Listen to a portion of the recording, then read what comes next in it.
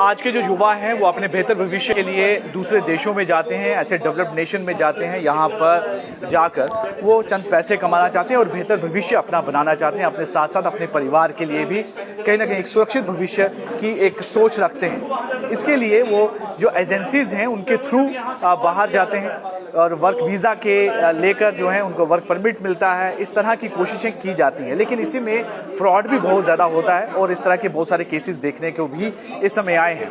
और जम्मू के भी इस समय केसेस आए हैं कि एक कंपनी है GMD कंसल्टेंसी कंपनी है और वो बच्चों को यहाँ के जो युवा हैं जो बाहर जाना चाहते हैं उनसे पैसे ऐंठ कर ये कहकर कि उनको वर्क वीज़ा दिलाया जा रहा है, लेकिन उनको टूरिस्ट वीज़ा पर भेजा जाता है, जिसके बाद उनके लिए काफ़ी दिक्कतें शुरू होती हैं और बहुत सारे पैसे भी ऐसी जो फ्रॉड की कई करने वाली कंपनियां हैं, कंसल्टेंसी कंपनियां, वो ले लेती हैं।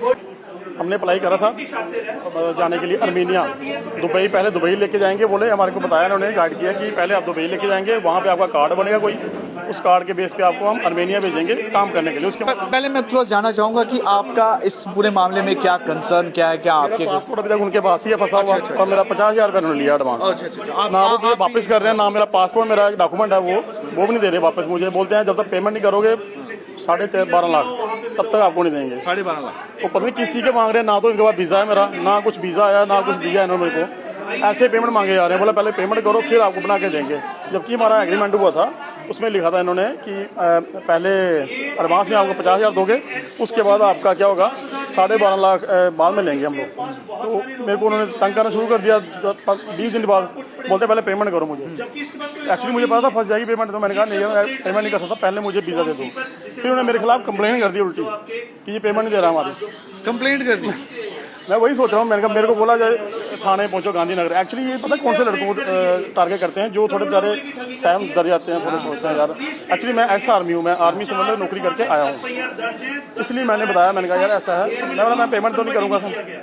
तो बोले ठीक है देख लो, आपने साइन किए हैं, बाकी देख लेना कोर्ट में जो होगा। जैसे मतलब किया उन्होंने, मैंने मना कर दिया पेमेंट देने से। फिर क्या किया, फिर मैंने कंप्लेन करी, FIR करी, तो तब कोई एक्शन नहीं हुआ। तब मैंने 2-3 बार पूछा भी, तो बोलते कोई नहीं है, कर रहे हैं उसको बुला रहे हैं, ये कर रहे हैं, कोई एक्शन नहीं हुआ। मैंने कहा सर मेरा पासपोर्ट दिला दो। ना उन्होंने पासपोर्ट कोई एक्शन लिया, ना मुझे पासपोर्ट दिलाया अभी तक, ना पेमेंट करी। मतलब पेमेंट चलो ठीक है वो बाद की बात है। मैंने कहा पासपोर्ट दिलाओ हमारे को, हमने कहीं काम आता है, 100 चीज़ें होती है ना।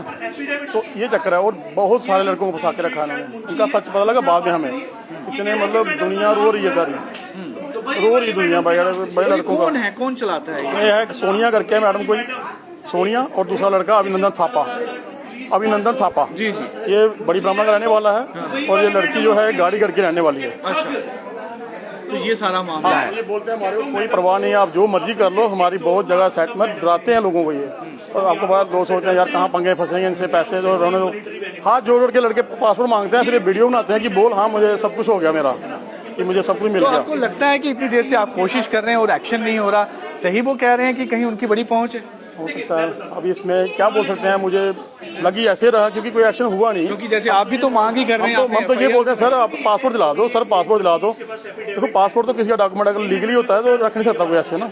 वो बोलते हैं पासपोर्ट नहीं मिलेगा जब तो आप पेमेंट नहीं करोगे, आपने हमारा खर्चा कराया, झूठ बोलते हैं। मैंने कहा वीज़ा दे दो भाई, पेमेंट ले लो। वीज़ा उनसे होता नहीं, तो सिर्फ लोगों को फ्रॉड करके ठग रहे हैं। मैं ये बोलता हूँ इनके जहाँ से कोई ना आए बच्चे, मतलब लड़कों को एक्चुअली बंदा कोई फ्रस्ट्रेट होता है, मैं कोई काम नहीं मिलता, बेरोजगार युवा है। टोटल कितने पैसे की बात हुई थी और कितने आपने? हमारी हुई थी 14 लाख की। ठीक है ना। उसमें क्या किया उन्होंने, बोला मेरे को ऐसा करो आप जल्दी दोगे तो 12.5 लाख और दे देना, 13 लाख में कर दूंगी मैं काम, लेकिन कुछ नहीं किया। जी मतलब। और कब से ये मामला है? ये हो गया फरवरी से ये सारा मामला अटका हुआ।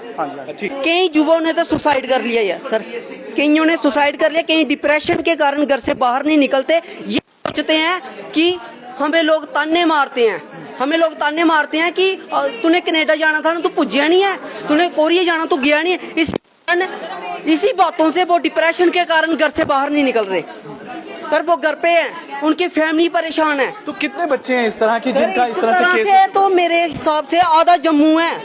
नहीं, इस पूरे मामले में जिस कंसल्टेंसी कंपनी की आप बात कर रहे हो, किस तरह के केसेस आपके सामने आए? हमारे पास तो वहाँ के 10 आए हैं अभी तक, GMD के 10 आ चुके हैं। उसी हिसाब से आरएसपुरा में जो एजेंट बने हुए हैं, जो सी फार्म लेके दफ्तर खोले हुए हैं, जिन्होंने सर 10-10 15-15 करोड़ लेके वो फॉरन खुद दिल्ली बैठे हुए हैं, तो व्हाट्सएप पे मैसेज करते हैं, फोन स्विच ऑफ किए हुए हैं, व्हाट्सएप पे मैसेज करके बोलते हैं कि तेरे पैसे मंडे को मिल जाएंगे, तू मंडे तक वेट कर। जब मंडे आता है रात को कॉल करते हैं 11 बजे, फिर बोलते हैं फोन करके कि हम 10-15 दिन रुक जा, तेरा पासपोर्ट और पैसे मिल जाएंगे। कुछ लोगों को सुना उन्होंने पहुंचाया भी, वहाँ गए भी, उनका क्या हाल है? सर जो जिनको पहुंचाया था वो खुद वापिस आ गए हैं। क्या बताया उन्होंने? यही बताया उन्होंने कि हमें वर्क वीजे के नाम पर टूरिस्ट वीजा दिया जाता है, उसके बाद वहाँ पे पहुँचाया जाता है। जब वहाँ पे ये पहुँचते हैं, इनकी कोई बात नहीं सुनता है, ना फोन देखते हैं ना मैसेज देखते हैं, तो ये बच्चा जाके वहाँ फंस जाता है, ना खाने का पता उसे, ना यहाँ जम्मू में काम नहीं मिल रहा, आप रशिया में जाके ढूंढोगे टूरिस्ट वीजे पे। सर ये ठग बैठे हुए। इसके अलावा आरएसपुरा में भी सर एजेंट हैं, 10-10 15-15 करोड़ लेके दिल्ली बैठे हुए हैं, खुद की फैमिली सेफ हैं, और जिनके मामों से लिए, जिनके मामों के पुत्रों से पैसे लिए हुए हैं, किस किस हालातों से उन्होंने पैसे दिए हुए हैं। सर वो डिप्रेशन के कारण कोई घर से बाहर नहीं निकल रहा, कोई सुसाइड करने के लिए सोच रहा है। तो आपने जिस तरह से सुना कि इस तरह की हालत एक बच्चे की नहीं, बहुत सारे ऐसे बच्चे हैं जिनके साथ इस तरह के केसेस हो चुके हैं। फिलहाल इस पूरे मामले को हाईलाइट कर रहे हैं ये लोग, इन युवाओं की मदद के लिए समय आगे आ रहे हैं ताकि जो यहाँ पर फ्रॉड चल रहा है, इन फ्रॉड को जो है वो